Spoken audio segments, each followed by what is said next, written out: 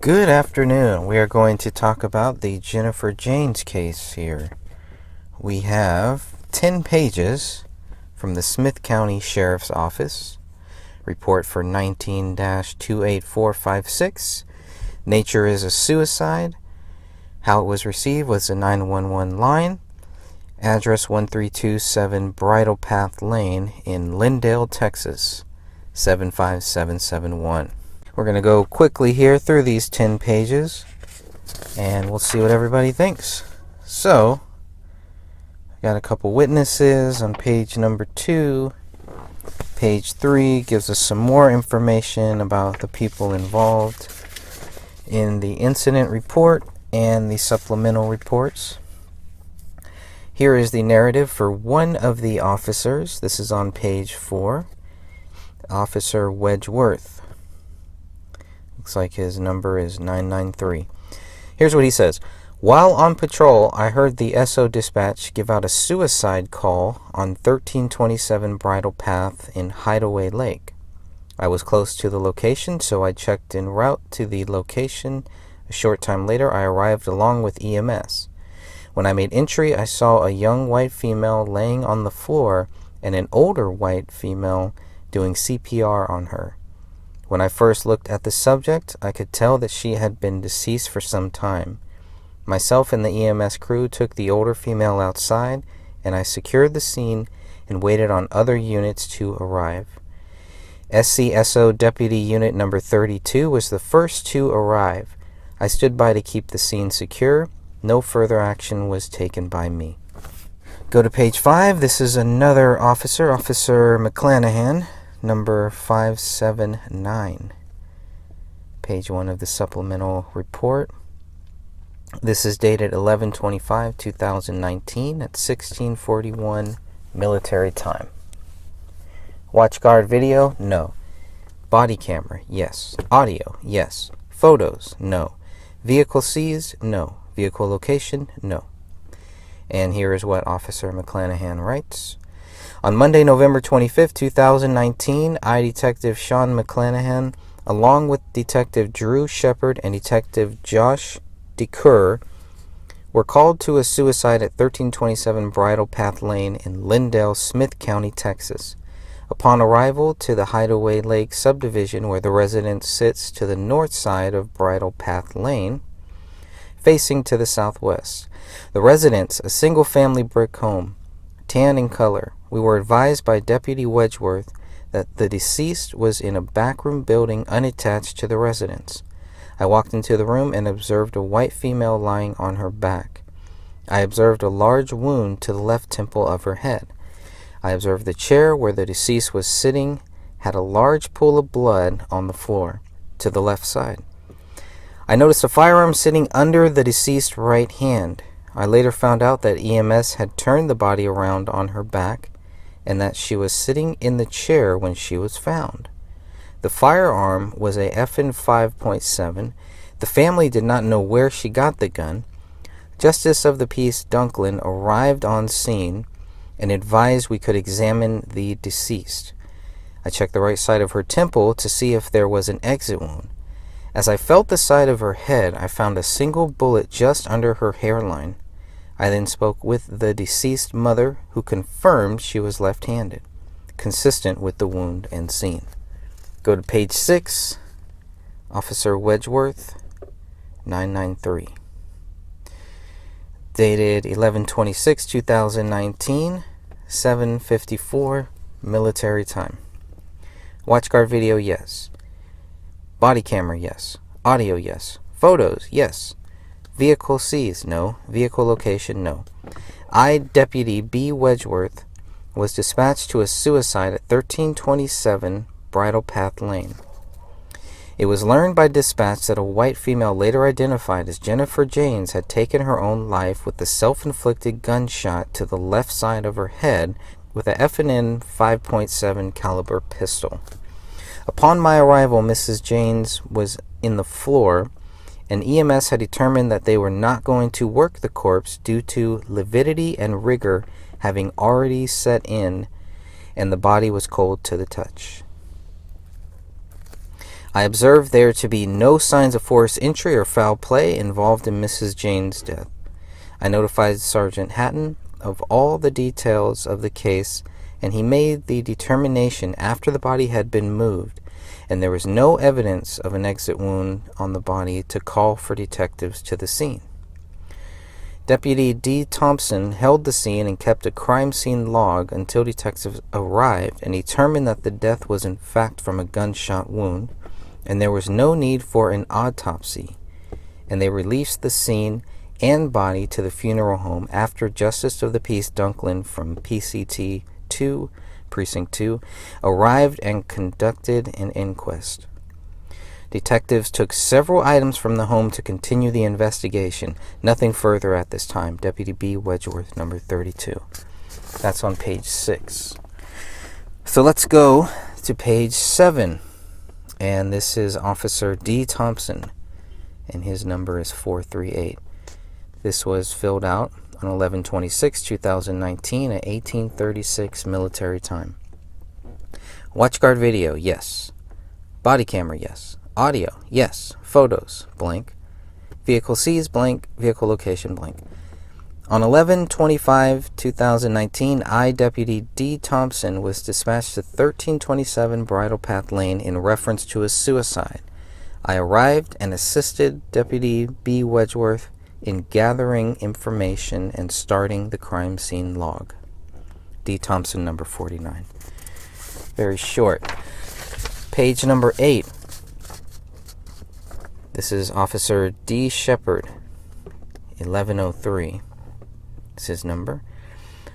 Dated 12/23/2019 at 9:16:16.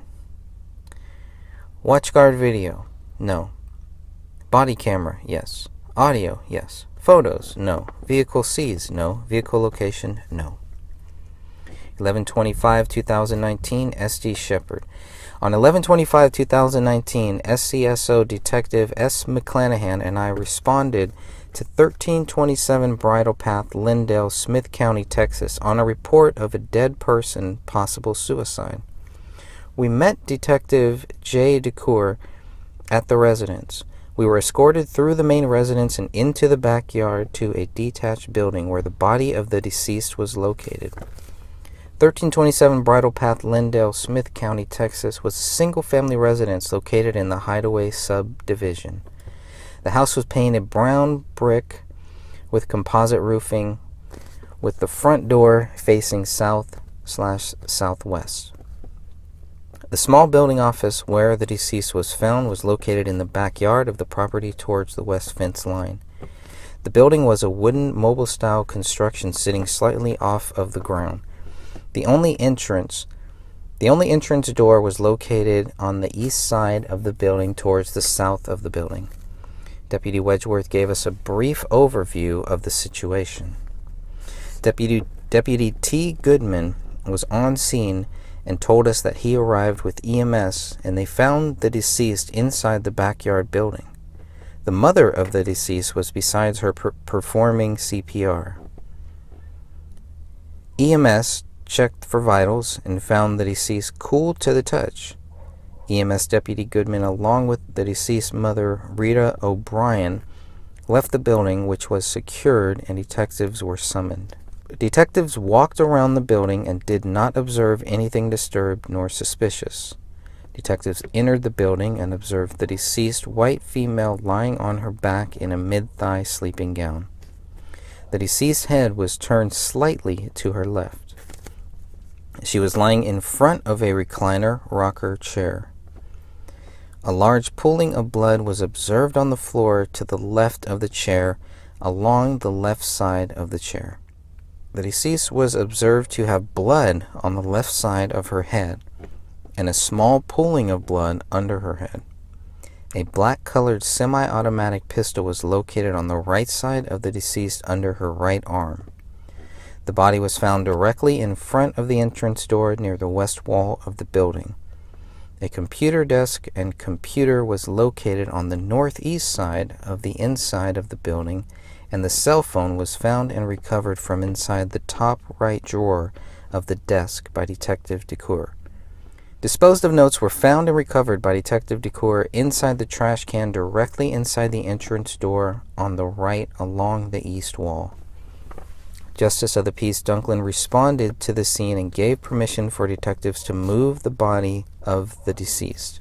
A small shell casing, 5.7 by 28 millimeters, was found underneath the deceased body.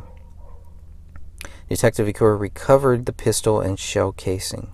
The spent projectile was found tangled in the hair of the deceased on her right side, just above and behind the right ear. The projectile was recovered by Detective DeCoeur. I took possession from Detective DeCoeur of the recovered items inside their respective packaging and retained custody of the items until we returned to our vehicles, at which time I placed them inside the trunk of Detective DeCoeur's vehicle. The items included black FN pistol with magazine, unfired rounds, spent casing, spent projectile, typed letters, iPhone. I briefly interviewed the recently divorced spouse of the deceased, Jaynes, who had been on scene since before detectives arrived while awaiting the arrival of J.P. Dunklin. Brief synopsis of interview. Mr. Brian Jaynes stated that he and the deceased, Jennifer Jaynes, had been divorced since the summer of 2019 but were married for years and shared two 9-year-old twin boys. He stated that he did not choose the divorce. He was told by Jennifer earlier in the year she wanted a divorce and he found that she had a boyfriend. He said the divorce was amicable and that they did a pretty good job of co-parenting. He stated that she had also been placed on suicide watch in the summer and had been struggling with deep depression for a while. He said it was a total surprise, although not surprising, that she was dead because of her recent mental status. She had told him that she could not focus and could no longer write. She was a published novel writer. Mr. Jaynes stated that they texted each other last night, 11/24/2019, and she was to pick up the boys around 9 a.m. on 11/25/2019. He had not observed anything noticeably different of the past week or so. He felt there was something wrong when she did not show at 9 a.m. or call to pick up the boys. Mr. Jaynes stated that he had no idea where she could have gotten the firearm. He did not own firearms, and he does not know any friends or relatives who she would go to obtain a firearm. The interview of Mr. Jaynes was recorded, and a copy was provided to Detective DeCoeur for the case file. Exact details of the interview can be obtained from the video recording. Detectives received verbal permission from the homeowner and mother of the deceased Mrs. Jaynes to inspect the bedroom of Mrs. Jennifer Jaynes' boyfriend, which was also shared by Mrs. Jaynes when he was in town and at the residence. Nothing of any obvious evidentiary matter was observed. The closet and bathroom contained both male and female clothing and items. A mattress was observed on the floor, and a chest of drawers contained miscellaneous personal items. Going to page 10 now. So that was Shepard. That was Officer Shepard. Now we'll go to Officer J. DeCoeur. His number is 979. This is dated 1:03:20 at 11:53 military time. Page number 10. Monday, November 25th, 2019. On this date, I was notified of a possible suicide involving Jennifer Jaynes at her residence located at 1327 Bridle Path, Lindale, Smith County, Texas. I was notified that patrol deputies were on scene and awaiting detectives' arrival. I then marked en route to the call location and arrived a short time later. Once arriving at the location, detectives were advised by Detective Wedgeworth that the deceased, Jaynes, was in an office, standalone building that was located in the backyard and unattached to the residence. Detectives were informed that no persons or animals were in the building with Jaynes, and the building had been secured by patrol deputies. At the location in the main residence were Jaynes' mother, Rita O'Brien, and her ex-husband, Brian Jaynes. Both appeared to be visibly upset and in a state of shock. Detective McClanahan and Shepard and I then walked through the main residence into the backyard and to the building. The building was relatively small in size, with one door into the structure and a single window which had an AC unit attached. Once in the single-room building, I observed an office-like room with a desk, computer, 3 bookshelf-like stands, a table, and 3 chairs. One of these chairs was a lounging-style chair with multiple blankets and a pillow on it. Jaynes was found in this chair by O'Brien. Please see Detective McClanahan and Shepard's reports for more information. I then observed Jaynes lying on her back on the ground with a large wound on the left side of her head. I next observed a black handgun lying on the left side of the chair when seated, and Jaynes' right hand on the top of the weapon. So her right hand was on top of the weapon, even though she was left-handed. On the chair was a large amount of blood on the left upper portion, with a large amount of pooling blood on the ground next to the left and behind the chair. I'm going to read that one more time. On the chair was a large amount of blood on the left upper portion, with a large amount of pooling blood on the ground next to, left, and behind the chair. And that's what we have so far. So thank you, Dan Hennon, for getting that. And we'll see where we go from here. This was reported on 11/25/2019 at 10:49 military time, and this occurred between 10:49 on 11/25/2019 and 10:49 11/25. So okay, this occurred within 6 seconds. Okay. For now, I think that's it. Last radio log, 15/17/18 on 11/25. That's all we have so far. Something to go on.